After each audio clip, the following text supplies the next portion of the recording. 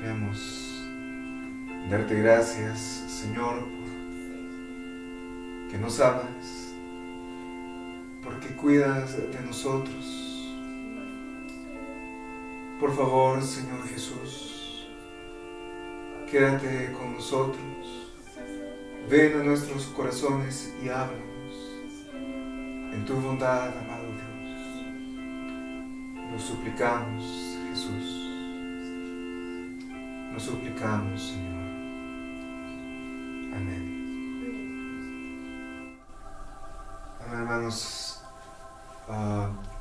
Con la ayuda del Señor quiero compartir un mensaje tratando de ser lo más breve posible, pero tratando de no olvidar ninguno de los puntos.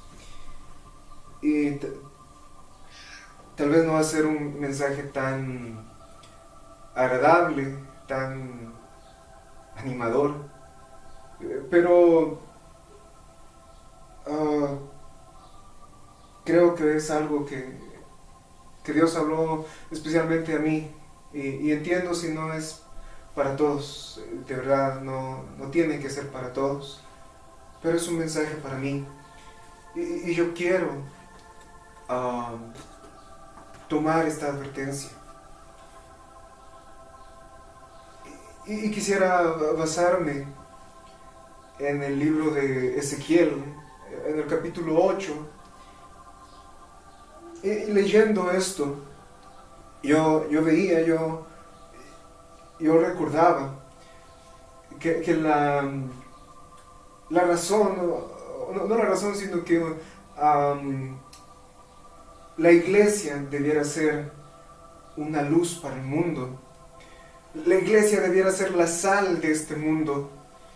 Y viendo la condición de la iglesia, y no me refiero únicamente a nuestra iglesia, sino que a la iglesia de Cristo en general, hace falta algo. No hay una diferencia entre el mundo y la iglesia.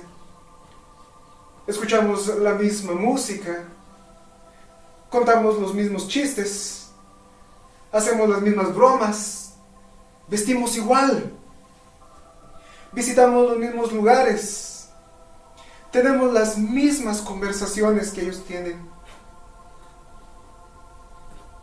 Ya no hay una diferencia entre la iglesia y el mundo.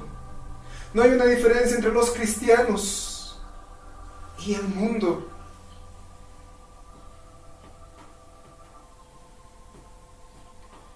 Y lo que quería ver era ver hacia atrás y ver en qué momento sucedió eso. Y como les repito, este mensaje es para mí.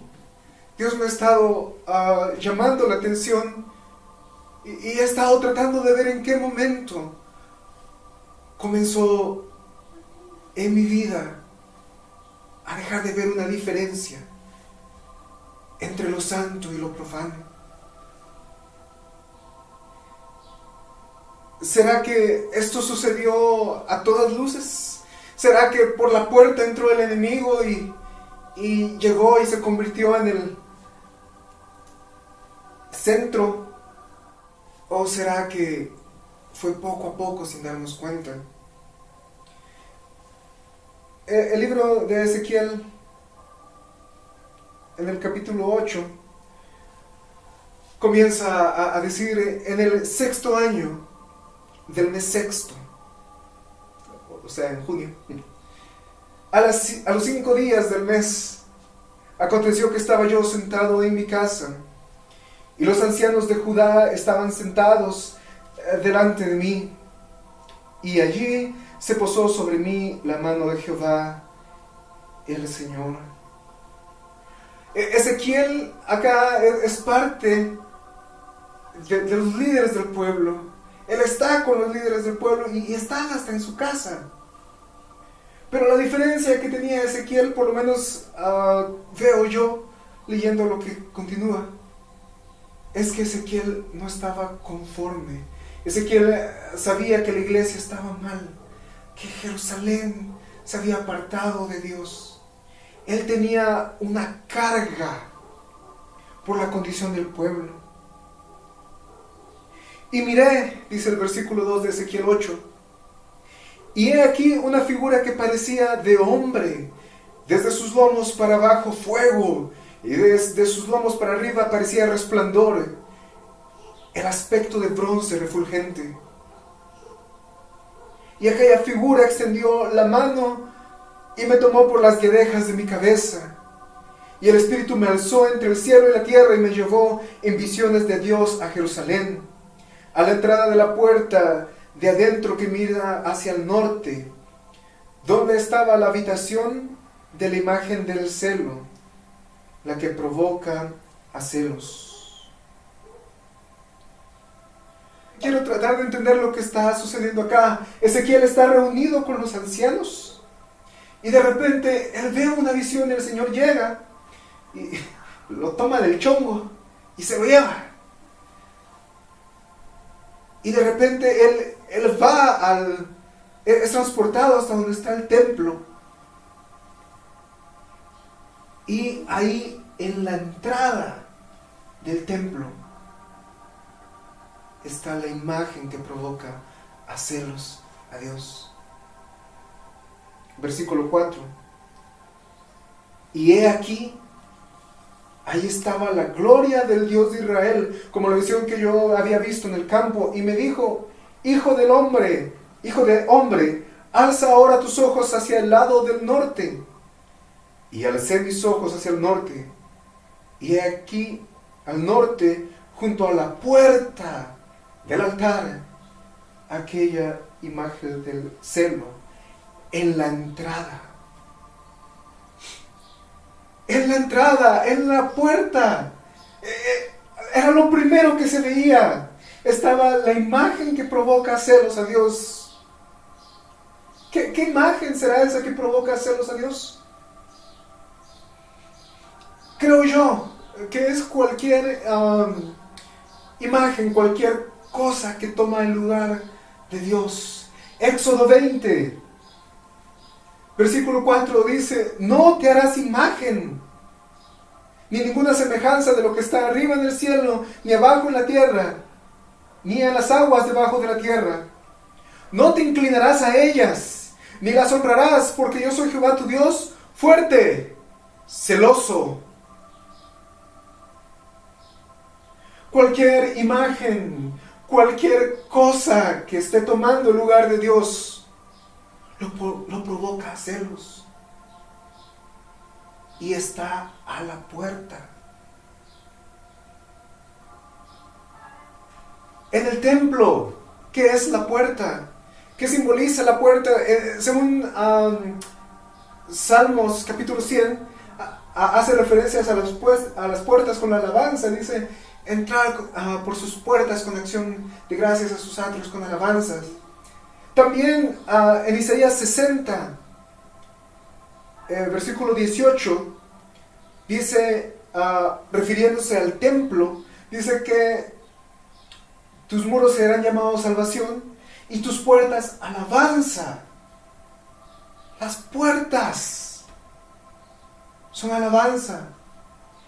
Y Lamentaciones 4:12 dice: nunca los reyes de la tierra ni todos los que habitan en el mundo creyeron que el enemigo y el adversario entrara por las puertas de Jerusalén. Lo primero que Ezequiel ve es que en la puerta hay un problema.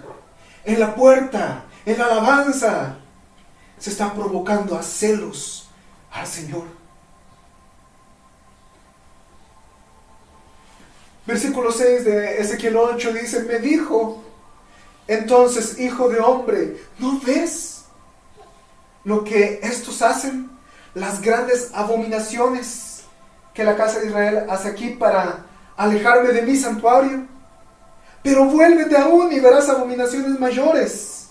Le dice Dios a Ezequiel: mira, el pueblo se apartó de mí, me está provocando a celos con otros dioses, pero todavía hay más. Y me llevó a la entrada del atrio, Y miré, y he aquí en la pared un agujero. A la entrada del atrio, el atrio era el lugar del templo donde el pueblo llegaba para encontrarse con Dios. Era lo más cerca que ellos podían llegar con Dios. No les era permitido entrar ni al lugar santo ni al lugar santísimo. El pueblo podía estar en el atrio. Y lo único que separaba en el templo el mundo o los de afuera con los que estaban adentro del atrio eran las paredes. Y resulta que esa pared tenía un agujero.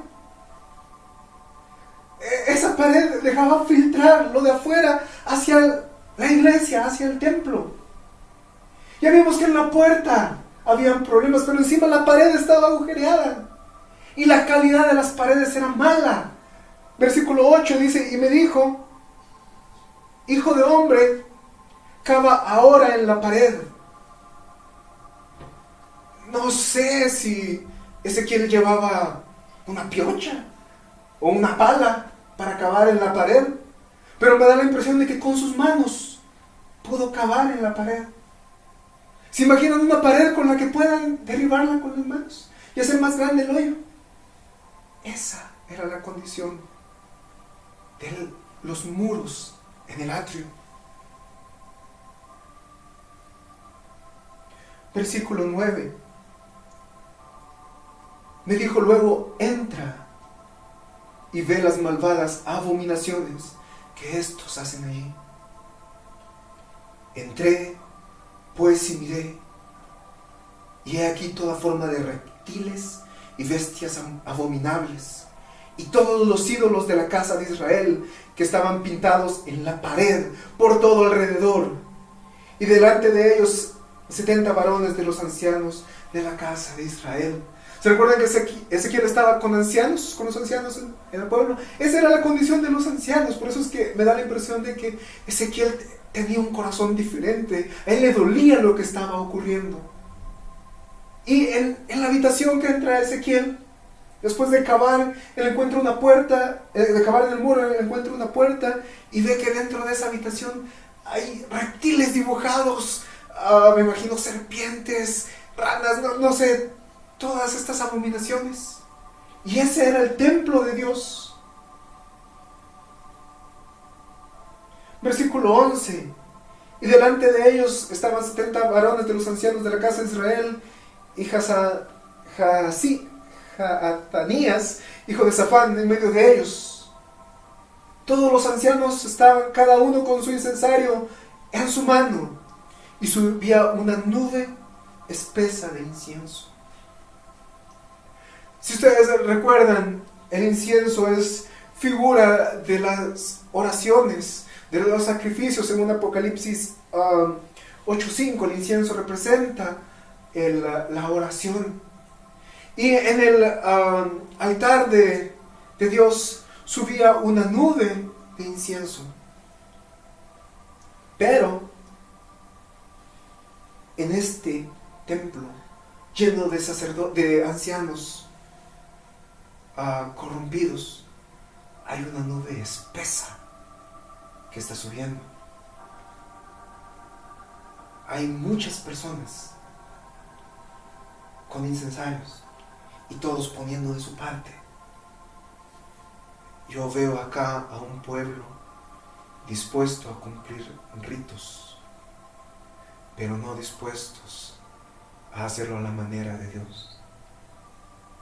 Veo un pueblo capaz de poner todo su esfuerzo en unirse para ser religioso, pero no tiene tiempo para Dios.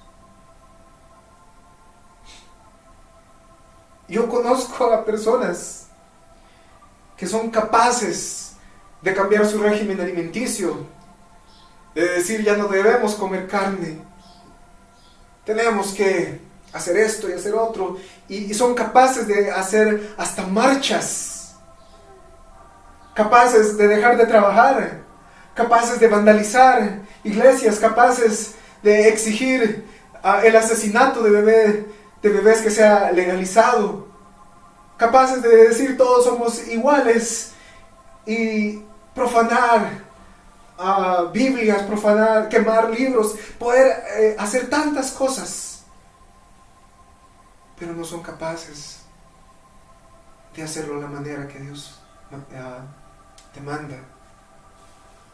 Ellos sí son capaces de quemar incienso, y la nube de incienso que sube ahí es espesa porque tantos lo están haciendo, pero la nube que sube el altar de oración es una sola nube, apenitas si se ve, porque es un pueblo que está dispuesto a hacer nada más religiosidad. Y de todo corazón le pido a Dios que nadie de ustedes trague la mentira del feminismo, de los progresistas actuales. Es un error grandísimo los que siguen todas estas fachadas. Versículo 12. Y me dijo: hijo de hombre, ¿has visto las cosas que los ancianos, los que guían al pueblo, has visto las cosas que los ancianos de la casa de Israel hacen en tinieblas, cada uno en sus cámaras, pintadas de imágenes? Porque dicen ellos: no nos ve Jehová, Jehová ha abandonado la tierra.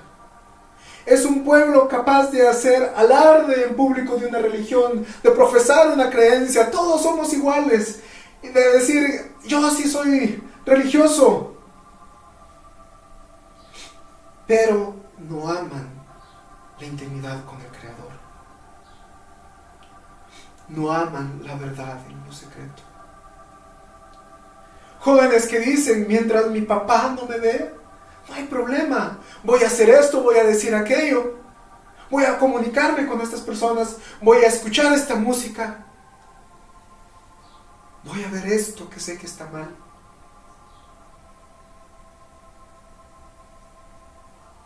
Mientras mi esposa no me vea, voy a hacer esto, voy a hacer lo otro.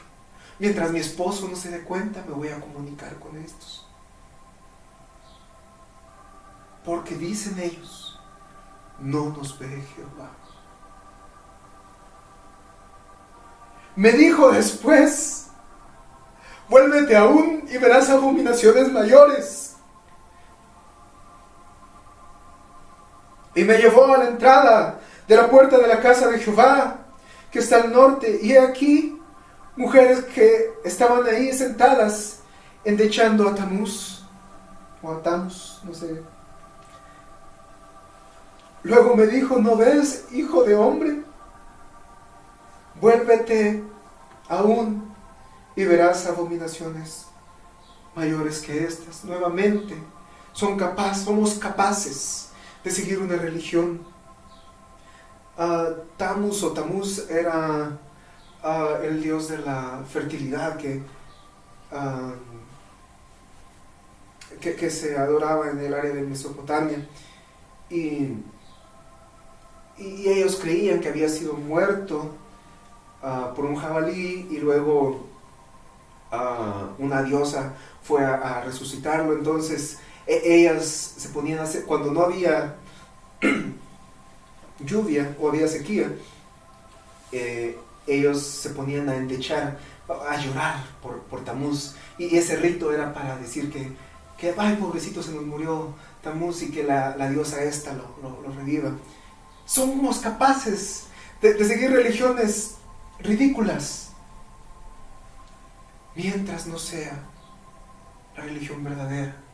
Es increíble cómo la sociedad condena al cristianismo, pero promueve el hinduismo y promueve el islamismo.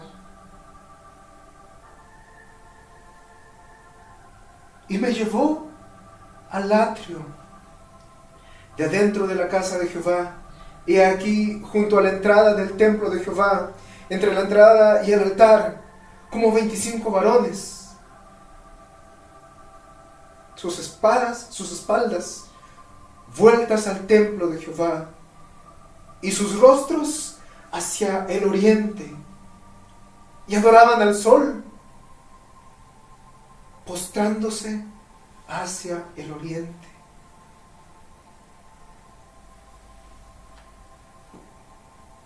Vean, hermanos, Los problemas que vimos hasta hace un momento comenzaron en el atrio. Luego vimos que en otro cuartito habían unos ancianos, unos líderes del pueblo. Pero ahora vemos que ya es frente al lugar santo. He aquí junto a la entrada del templo de Jehová, entre la entrada y el altar, o sea, ya más adentro, estaban las personas que deberían estar adorando a Dios, pero en lugar de estar viendo hacia el altar de Dios, le dieron la espalda y vieron al sol y dijeron: oh, tú eres nuestro Dios. Negaron la grandeza de Dios. Tomaron al sol como su Dios, porque es más fácil creer y adorar a algo que se ve que algo que no se ve. Y me dijo: ¿no has visto, hijo de hombre? Es cosa liviana para la casa de Judá hacer las abominaciones que hacen aquí. Después que han llenado de maldad la tierra, se volvieron a mí para irritarme. He aquí que aplican el ramo a sus narices. Pues también yo procederé con furor, y no perdonará mi ojo, ni tendré misericordia, y gritarán a mis oídos con gran voz, y no los oiré. En lugar de acercarse a Dios, Dios aquí está diciendo con un corazón dolido: Ezequiel, ¿ya te diste cuenta? No solo que corrompieron la tierra, sino que ahora vienen aquí a mi templo y me irritan de esta manera. Vienen a la iglesia, pero no me adoran a mí. Vienen a la iglesia, pero prefieren adorar a la creación. Segunda de Tesalonicenses 2:3 dice: nadie os engañe en ninguna manera, porque no vendrá sin que antes venga la apostasía y se manifieste el hombre de pecado, el hijo de perdición, el cual se opone y se levanta contra todo lo que se llama Dios o es objeto de culto, tanto que se sienta en el templo de Dios como Dios, haciéndose pasar por Dios. El hijo de perdición,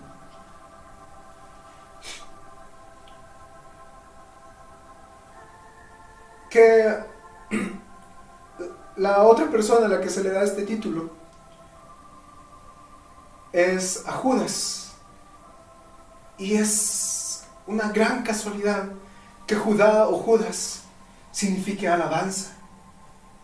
Nuevamente está haciendo referencia a esto, veo yo. Gente que se reúne para adorar a Dios, pero en lugar de adorarlo, adora a su creación. Pastores que han convertido a la iglesia en un circo. Jóvenes que han convertido de la alabanza el objeto de culto y le hacen un altar, literalmente, al baterista. ¿Qué importa que tenga el pelo largo, tatuado, con aretes, que sea inmoral, que sea un drogadito, pero qué bonito toca?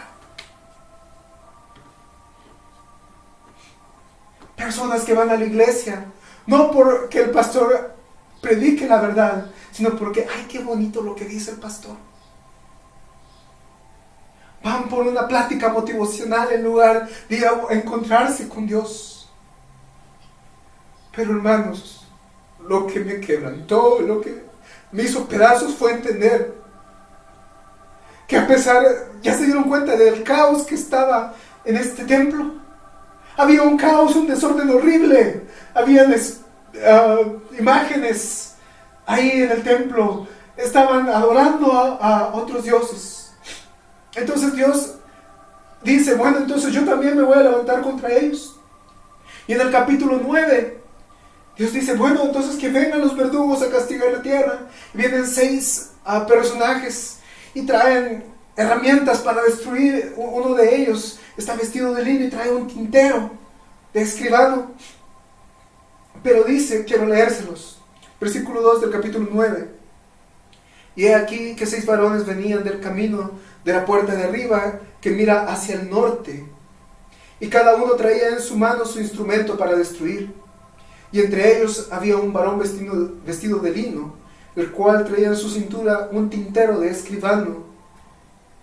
Y entrados, se pararon junto al altar de bronce. Se dan cuenta que hasta ahorita ellos están entrando y se paran junto al altar. Y los que le habían dado la espalda a Dios estaban enfrente del altar, pero en lugar de adorar hacia el altar, se dieron la vuelta y le dieron la espalda.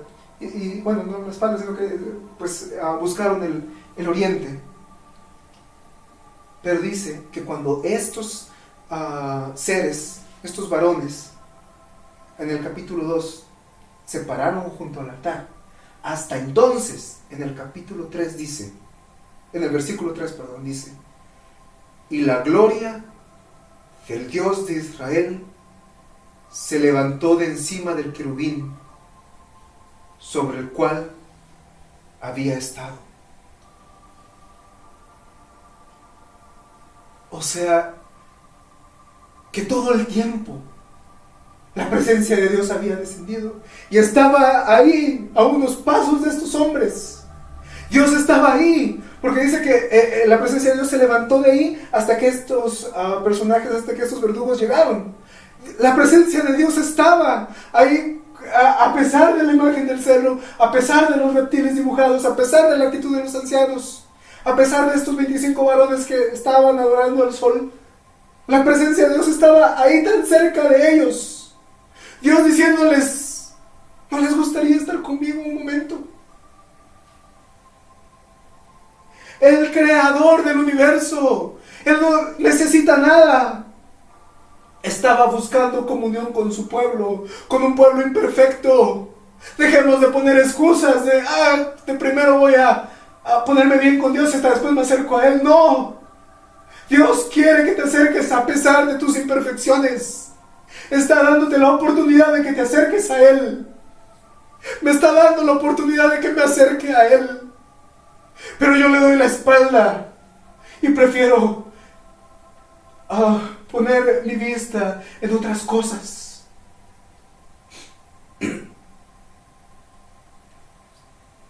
Y a este ser que traía el tintero, ustedes conocen la historia, el Señor le dice: pasa por en medio de la ciudad, por en medio de Jerusalén, y ponles una señal en la frente a los hombres que gimen y que claman a causa de todas las abominaciones que se hacen en medio de ella. Y a los otros dijo, oyéndolo yo: pasad por la ciudad en pos de él. O sea, de primero iba a pasar el que tenía el tintero y le iba a poner una marca a todos los que intercedían.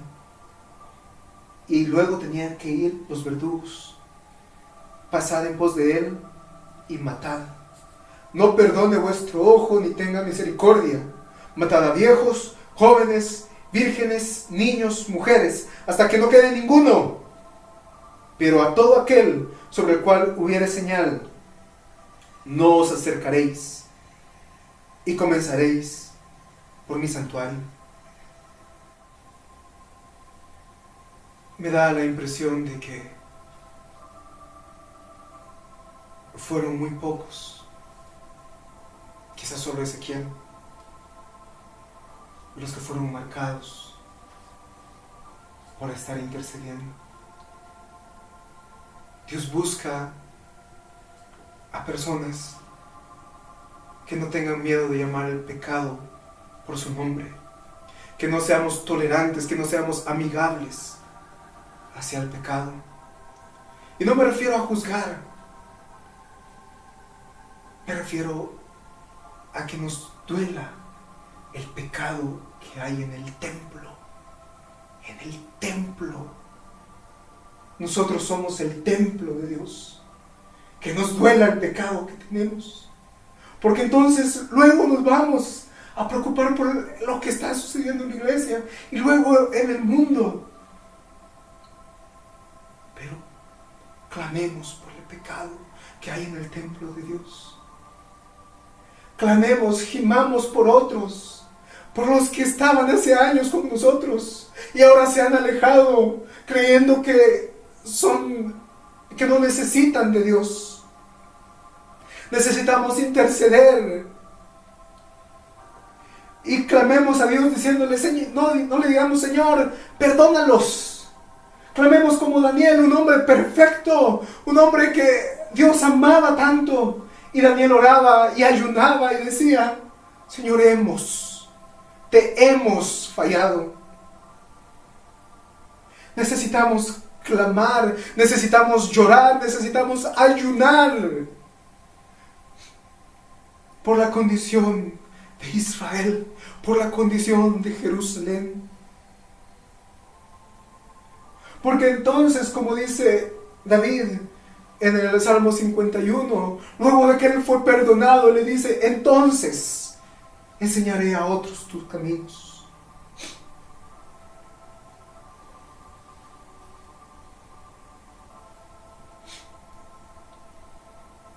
Necesitamos aprender a interceder,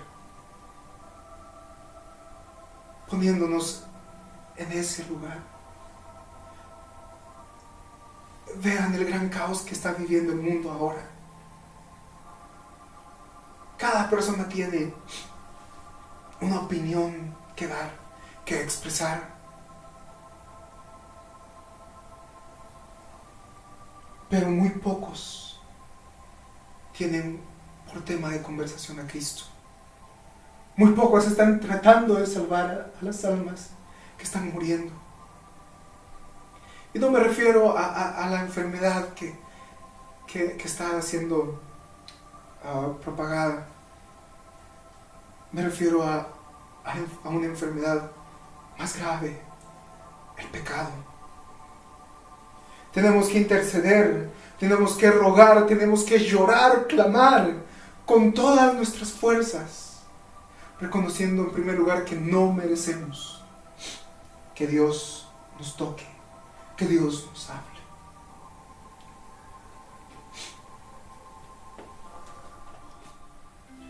Pongámonos de pie, por favor. Quiero terminar leyendo una parte del capítulo 14 de Jeremías. Creo que de esta manera debiéramos de orar.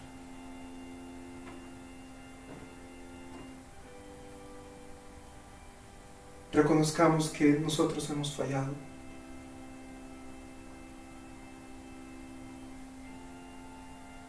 Y si Dios tiene misericordia de nosotros, va a ser eso, misericordia. Aunque nuestras iniquidades testifican contra nosotros, oh Jehová, actúa por amor de tu nombre, porque nuestras rebeliones se han multiplicado. Contra ti hemos pecado, oh esperanza de Israel, guardador suyo en el tiempo de la aflicción. ¿Por qué te has hecho como forastero en la tierra y como caminante que se retira para pasar la noche? Porque eres como hombre atónito y como valiente que no puede librar. Sin embargo, tú estás entre nosotros, oh Jehová, y sobre nosotros es invocado tu nombre. No nos desampares. Señor,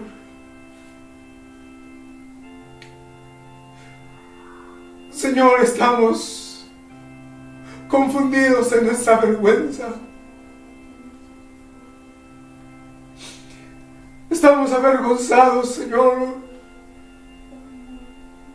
porque por nuestros pecados, por nuestras rebeliones, nos alejamos de ti. Pero por la preciosa sangre de Jesús, queremos acercarnos, queremos suplicarte que nos perdones, que nos limpies constantemente, que veas la condición en la que está la iglesia. Señor, por favor, quebranta a esos líderes. Quebranta, Señor, aquellos que se han corrompido por su propia sabiduría. Abre nuestros ojos, Señor, para que veamos que no somos mejores, que dependemos de tu misericordia infinitamente, que te necesitamos, Señor. Por favor, envía un espíritu de intercesión, un espíritu de clamor, un espíritu de ayuno, que nos duela ver la condición de Israel.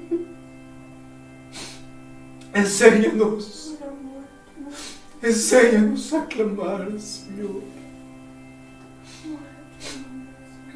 Por favor, Señor, por favor.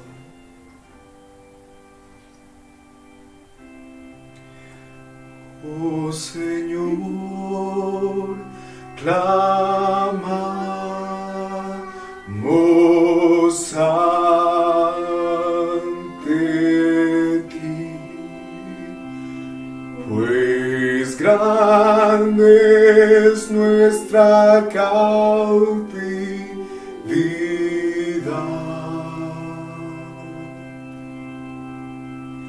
Nuestras lágrimas corren como un río,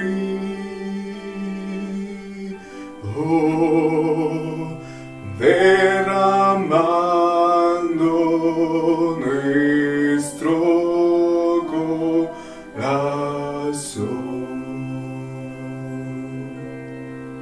Si no vuelves nuestra cautividad,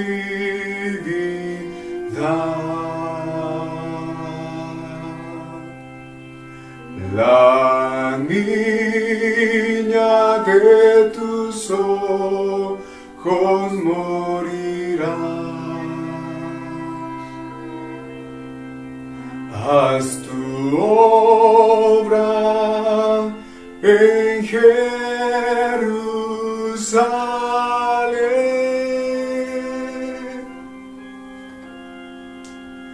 para gloria de tu nombre será.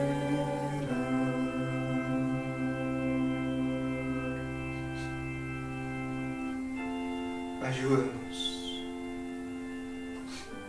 Enséñanos a contar nuestros días,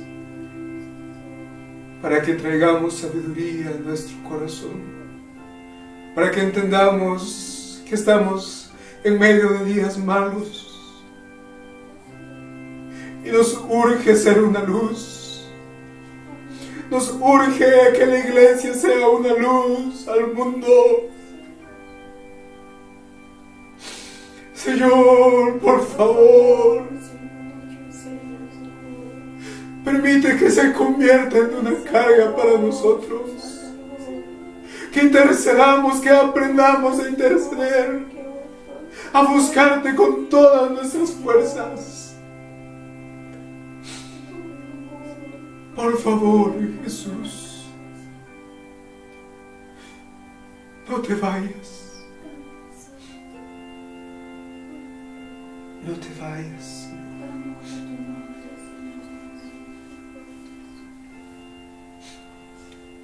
Que Dios los bendiga, hermanos.